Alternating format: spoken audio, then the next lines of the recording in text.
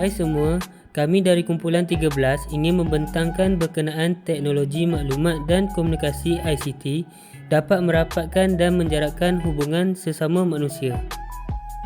Hai, Assalamualaikum. Nama saya Muhammad Adam bin Abdul Rahman.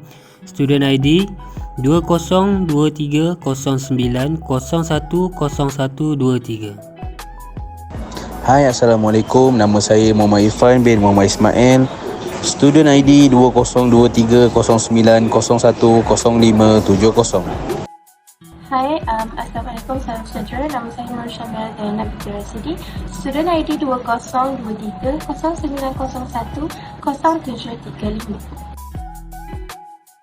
Hai, salam sejahtera. Nama saya Rabiatul Adawiyah binti Muhammad Jamil. Saya punya student ID adalah 202309010661. Assalamualaikum dan salam sejahtera. Nama saya Amirul Nazim bin Abdul Malik. Nombor ID 202401010191. Assalamualaikum warahmatullahi taala wabarakatuh dan salam sejahtera. Saya Muhammad Syazani bin Roslan.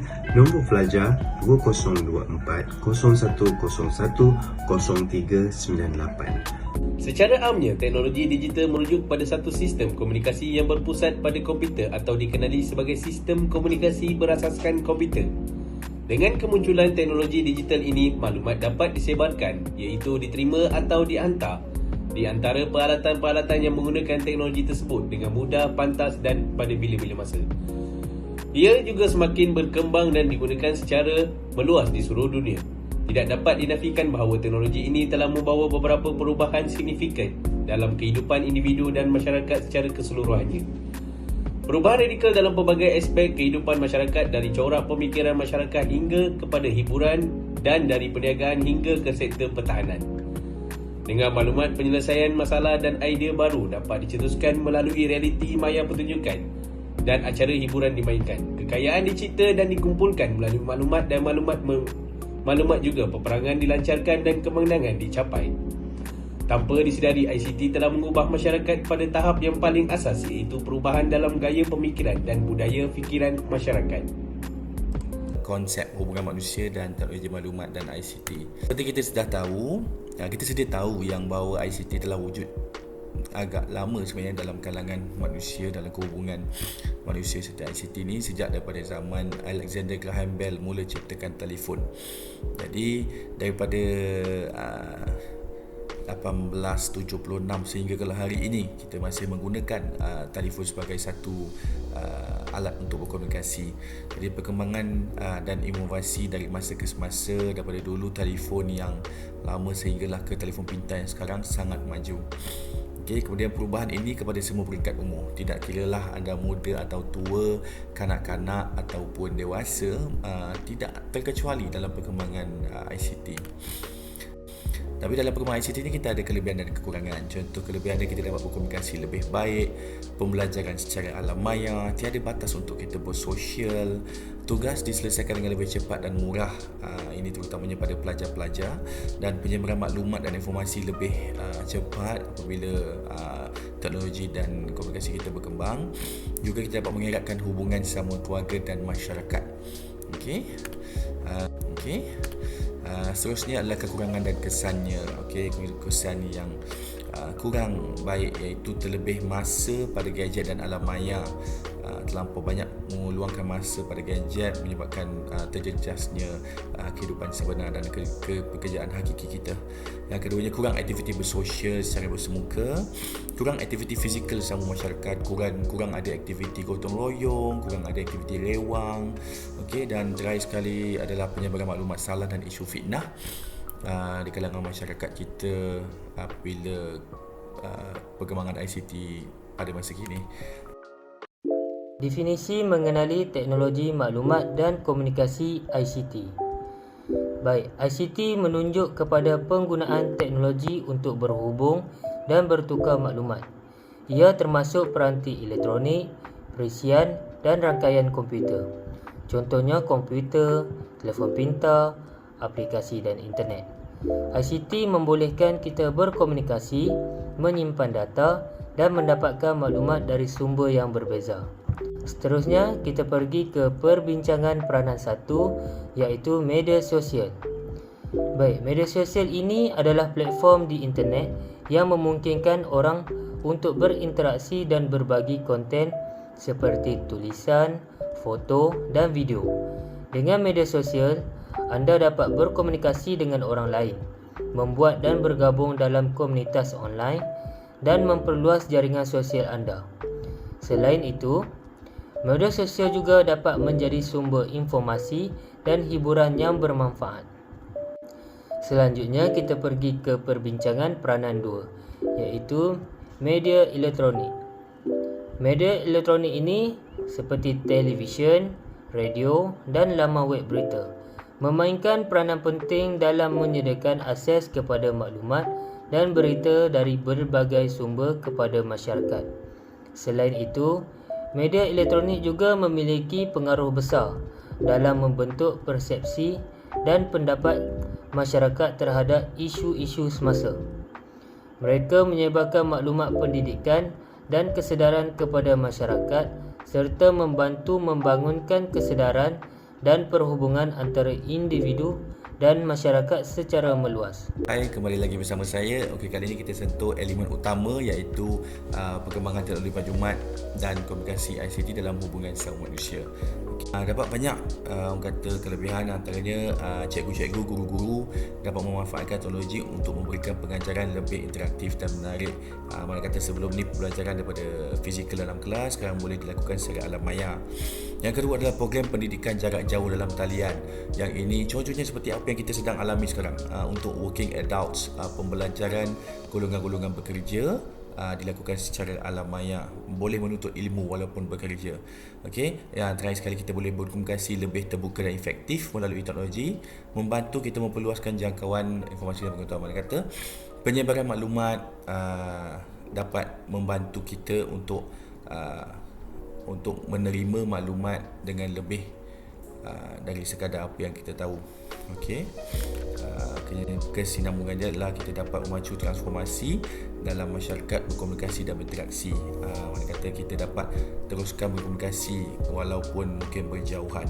Okey, kemahiran generik seperti kemahiran belajar, berfikir kreatif dan kritis serta teknologi maklumat meningkat dalam kalangan pelajar-pelajar masa kini.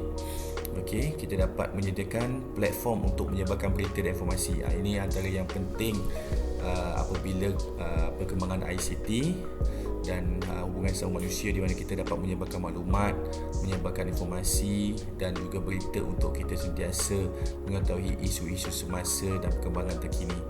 Dan terakhir, media visual dan gambar menjadi alat lebih kuat. Mana kata kalau sebelum ini mungkin telefon sekarang telefon pintar lebih canggih, kalau dulu tidak dapat menyebarkan gambar, jadi kita tak dapat orang kata menerima maklumat tersebut dengan lebih jelas untuk sekarang. Okey. Poin 1, memudahkan komunikasi antara pelbagai kaum. Menurut Jones 2003, impak positif perkembangan ICT di Malaysia dapat dilihat melalui kewujudan hubungan sesama manusia dalam masyarakat Malaysia. Antara kesan positif yang dapat diperolehi adalah kemudahan dalam komunikasi antara pelbagai kaum.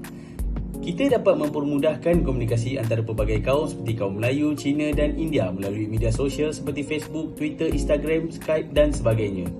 Kita dapat mengenal dan menjadi rapat dengan masyarakat pelbagai kaum di media sosial seperti berbalas mesej di Facebook, Instagram dan Twitter.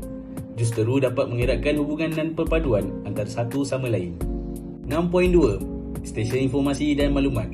Selain itu, ICT membolehkan kita mendapatkan maklumat tentang budaya kaum lain dengan lebih mudah.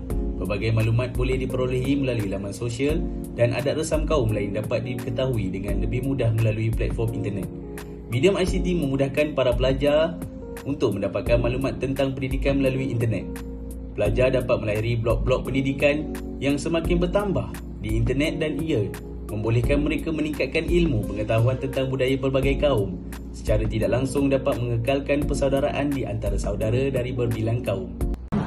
Jadi saya akan memberi penerangan lanjut tentang kesan positif 6.3 mempercepatkan urusan dan 6.4 perubahan sistem ekonomi dalam hubungan sesama manusia. Jadi berbagai urusan dari pihak kerajaan, swasta maupun peribadi dapat dilakukan melalui atas talian. Hal ini kerana pada pandangan saya, kebanyakan masyarakat bekerja waktu operasi pejabat yang sama, jam 9 sehingga 5 atau ke 6 petang. Jadi agak sibuk untuk melunaskan urusan-urusan bil-bil yang tertunggak sambil bekerja. Selain itu, ia juga memudahkan setiap manusia di atas muka bumi ini, dan kita spesifikasikan rakyat di Malaysia lah untuk mendapat berita dari dalam ataupun luar negara. Kita juga boleh mencari kerja melalui atas talian atau mencari pendapatan sendiri melalui atas talian. Kebanyakan masyarakat Malaysia sekarang, mereka melakukan perniagaan di atas talian atau kita panggil bisnes online, sama ada bersama kawan, bersama pasangan di rumah ataupun bersama anak-anak. Dan bagi saya, idea ini sangatlah bernas. Okey, hari ini saya akan mengupas berkenaan dengan tajuk kesan negatif ICT terhadap hubungan sesama manusia. Okey, di sebalik kemegahan ataupun kebesarkan ekonomi melalui ICT turut memberi kesan ataupun impak negatif kepada masyarakat. Contohnya, dari segi penyebaran fitnah. Yang kedua adalah dari segi pembaziran masa, dan yang ketiga adalah perpecahan kaum. Yang pertama sekali adalah dari segi penyebaran fitnah. Yang seperti yang kita sedia maklum, ICT ini sangat-sangat mudah tersebar secara meluas kepada masyarakat. Contohnya seperti dari segi laman sesawang Facebook, Instagram, TikTok dan sebagainya. Jadi masyarakat akan mudah percaya dengan sesuatu berita itu tanpa menyelidik sama ada kesahihannya, sama ada perkara itu betul ataupun salah. Seterusnya, kesan kedua ataupun kesan negatif terhadap masyarakat melalui ICT adalah dari segi pembaziran masa. Jadi individu ataupun masyarakat ini gemar menghabiskan masa untuk perkara-perkara yang tak berfaedah. Jadi terlalu reka dengan gadget sehingga terlupa dengan tugas hakiki contohnya. Seterusnya, kepesatan ICT juga membuatkan individu ataupun sesuatu keluarga berpecah belah dengan kurangnya masa untuk dihabiskan bersama. Selain itu, kesan negatif ICT terhadap masyarakat adalah berlakunya perpecahan dan keruntuhan akhlak kepada sesuatu kaum. Hal ini akan mengibatkan berlakunya salah faham dan juga pertelingkahan antara satu sama lain dan juga masyarakat setempat.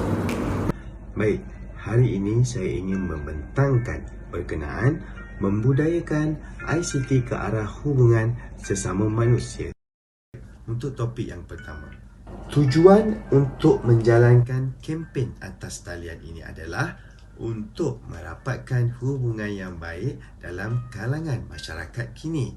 Jadi, perkara ini boleh diutamakan ataupun diadakan di peringkat sekolah supaya nilai ini dapat diterapkan daripada usia muda.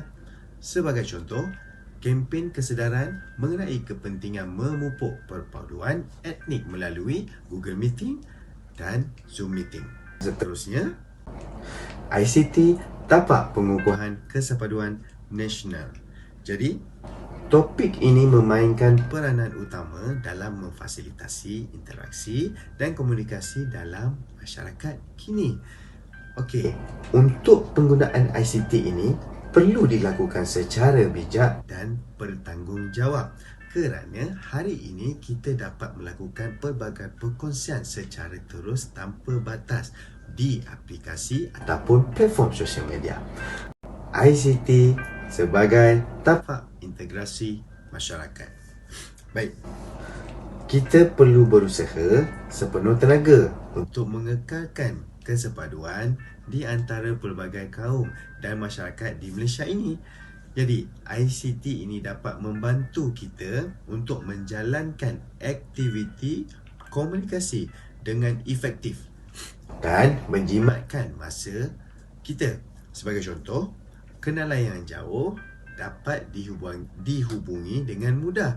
Jadi, aplikasi media sosial juga dapat membuka peluang kepada masyarakat untuk memperluaskan rangkaian kenalan.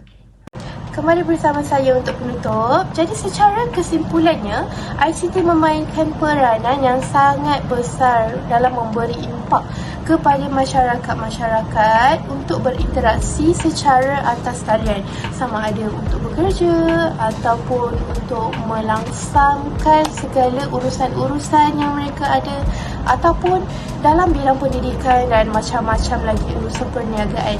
Dan inovasi terkini dalam bidang teknologi juga membuka peluang akses yang lebih baik dalam industri pendidikan dan pekerjaan dalam masyarakat Malaysia. Lebih-lebih lagi sejak COVID-19 melanda negara kita. Sekian dari kami semua. Terima kasih kerana menonton dan jangan lupa like, subscribe dan share. Bye.